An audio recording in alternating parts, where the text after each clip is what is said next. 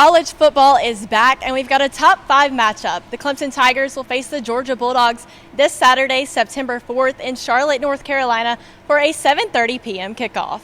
You know, game week is always exciting every single week. I mean, again, everything builds to this. You only get 12 opportunities that they give you on your schedule, and whatever comes after that, you know, is a result of what you did on those 12 days. And you know, if you go all the way to the national championship, that's 15 days. And the other 350 you spend preparing and dreaming and planning and working toward and building toward, you know, these moments. So it's exciting to finally have the opportunity to go play, and I can't wait to see us play. Obviously excited about this game. It seems like it's been a long time coming. When you look at Georgia, they're built in the trenches on both sides, massive on both sides. You know, they're built to stop the run. They've led the country 2 years in a row in rush defense and yards per carry. You know, nobody's really ran the ball on them. You know, they've had a moment here or there, but you know, really stout, very aggressive. You know, obviously their quarterback got some experience last year when Trevor was down. He's got one of the biggest arms I've ever seen. Very talented, very hard to defend.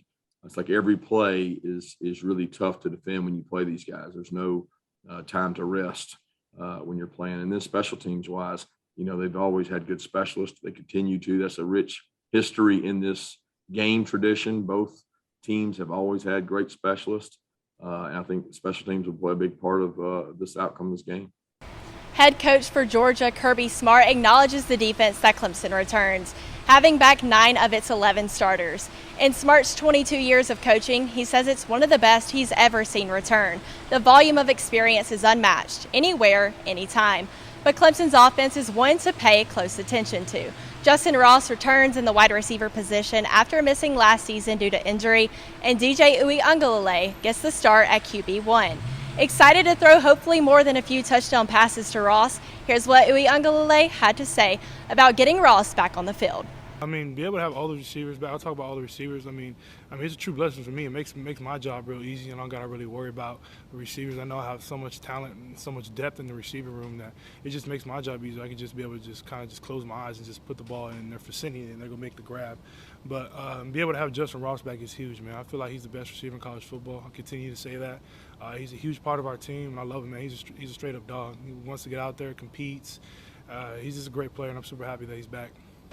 Now with Travis Etienne with Lawrence in Jacksonville, there's heavy suspicion on who will get the start in the running back position.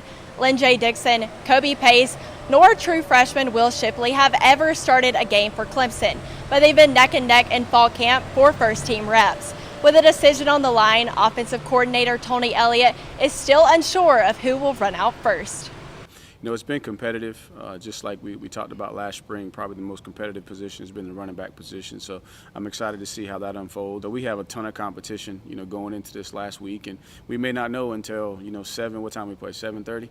We may not know who's running out there first, but it's a good thing because it's competitive, and it keeps those guys hungry, and then they're going to be grateful and appreciative of their opportunities when they do get them game day. Huge challenge, obviously, in Georgia. I think this is. I think it's the 4th time in the last 21 years, I guess, since 2000, that there's been a top 5 matchup as an opener.